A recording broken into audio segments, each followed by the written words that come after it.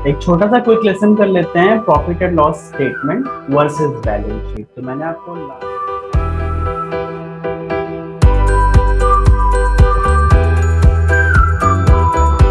इनमें अंतर क्या होता है ये समझने की कोशिश करते हैं। तो जो प्रॉफिट एंड लॉस स्टेटमेंट होता है इसमें हमेशा लिखा होता है फॉर द ईयर एंडेड। इसका मतलब क्या है कि मैंने अगर आज कोई सामान खरीदा है तो ये जो ईयर चल रहा है उसके नेक्स्ट ईयर में प्रॉफिट एंड लॉस स्टेटमेंट में आएगा। तो ये होता है फॉर 1 ईयर। बैलेंस शीट क्या होती है? ये होती है एज ऑन सम डेट। तो अगर मैं आज की डेट लिख देता हूँ एज ऑन May 27, 2021, इसका मतलब क्या है कि मैंने बिजनेस जब से शुरू किया था तब से आज तक जो भी खरीदना बेचना मैंने किया है वो सारा बैलेंस शीट में आएगा। अब बैलेंस शीट के दो पार्ट होते हैं, उसके बारे में हम आगे बात करेंगे। एक होता है एसेट्स और दूसरा होता है लायबिलिटी। एसेट होते हैं जो आपके पास हैं, आपके पास जो सामान है। लायबिलिटी होती है जो आप किसी को ओ करते हैं। वैसे ही P&L में क्या पार्ट्स होते हैं? इसमें होता है एक इनकम और दूसरा होता है expenses.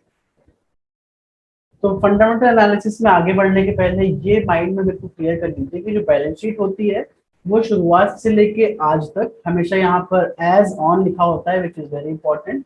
And for P&L statement हमेशा होता है फॉर द ईयर एंडेड और फॉर द क्वार्टर एंडेड। तो जो पीरियड यहाँ पर मेंशन होता है केवल उतने पार्ट का होता है। तो चलिए क्विकली एक एग्जांपल के द्वारा समझते हैं कि हम क्या बोलने की कोशिश कर रहे हैं।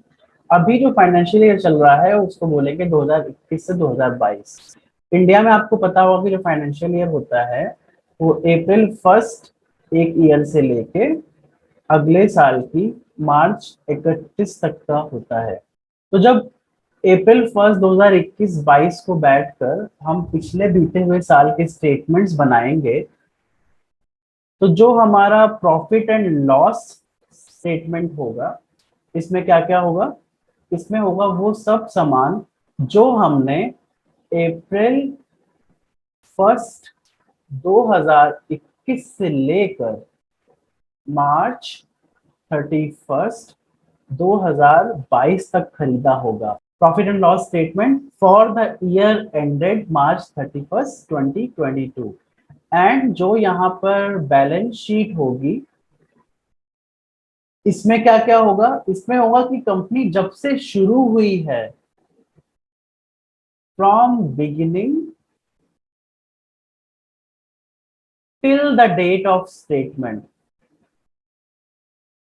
तभी यहां पर लिखा होता है बैलेंस शीट एज ऑन। तो यहां पर लिखा होगा एज ऑन March 31 2022।